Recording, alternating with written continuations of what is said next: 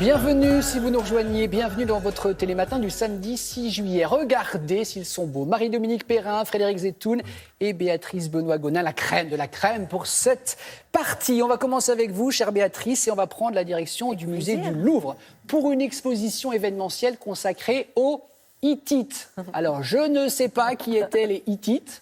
Rien à voir avec le petit extraterrestre. Rassurez-vous, vous n'êtes pas le seul. Ah, merci. Qui étaient les Hittites, Béatrice? Vous n'êtes pas le seul et pourtant, c'est quand même une civilisation qui a compté beaucoup. On est là dans les civilisations antiques, donc anciennes du bassin méditerranéen. Donc pour vous les situer, ces Hittites, d'abord géographiquement, on est entre la Syrie et la Turquie, donc à la frontière turco-syrienne, si vous voulez, et on est au 2e millénaire avant Jésus-Christ, au moment où l'Empire hittite est à son apogée.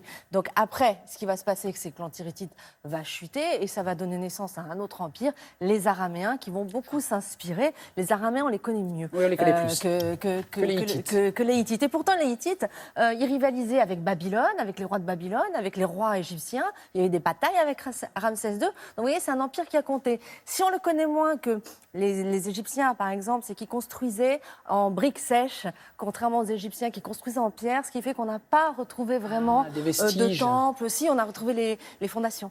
Ah oui. On n'a pas retrouvé... On a trouvé des Hittites fondations, quoi. Voilà, des tout petites fondations. Et on a retrouvé quand même des objets sous le sol absolument spectaculaires. Dans l'exposition que vous allez voir au Louvre, forcément, ça se passe au Louvre, cette exposition, vous allez voir aussi que l'histoire est incroyable. Il y a une partie de cette civilisation hittite qui aurait pu jamais parvenir jusqu'à nous. Regardez.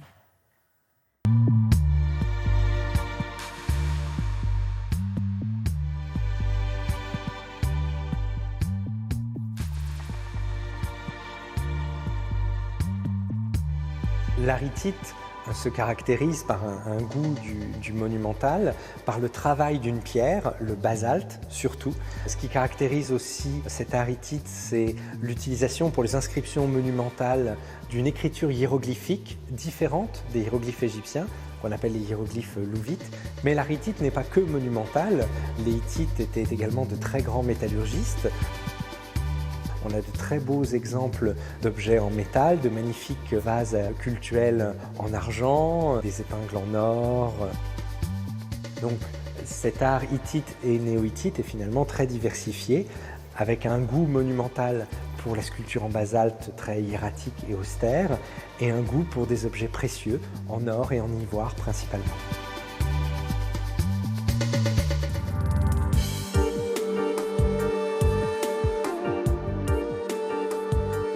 L'archéologue allemand Max von Oppenheim découvre le site de Tel Alaf en 1899. Il va le fouiller de 1911 à 1913 et mettre au jour les vestiges du palais de Khapara, un grand palais araméen décoré de statues de basalte et de reliefs en basalte et en calcaire. Il va ramener une partie de ses découvertes dans l'entre-deux-guerres à Berlin, où il va ouvrir en 1930 le Tel Alaf Museum, dans une ancienne fonderie. Quand Berlin est bombardé en 1943, un incendie terrible se déclenche dans le bâtiment et quand les pompiers arrivent pour éteindre l'incendie avec de l'eau glacée, le choc thermique fait exploser toutes les sculptures. Max von Oppenheim retire 27 000 fragments des décombres et ces fragments devront attendre la fin de la guerre froide pour qu'un grand programme de restauration commence à la fin des années 90 et surtout au début des années 2000. Ces 27 000 fragments vont être remontés et donner une centaine de statues, de reliefs et d'éléments d'architecture, une collection qu'on pensait détruite à jamais.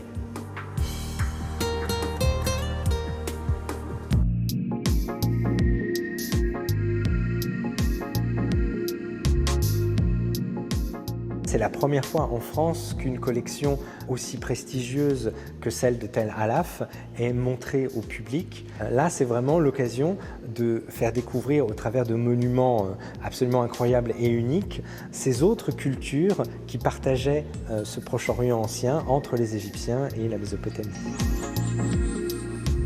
Cette exposition, Béatrice, crois. est exceptionnelle êtes un d'abord. peu dissipée. D'abord parce que ils étaient passionnés par les Hittites. Exceptionnelle d'abord par le contenu, par évidemment la collection, mais aussi parce qu'elle ne va pas voyager. Non, voilà, elle est au Louvre exceptionnellement le temps d'une exposition. C'est vrai que ce genre d'exposition, on s'imagine qu'elles sont un petit peu itinérantes. C'est le cas de l'expo Toutankhamon qui est à la Halle de la Villette en ce moment, qui va bouger. Celle-ci, non. C'est une manière unique de la voir en France, à Paris.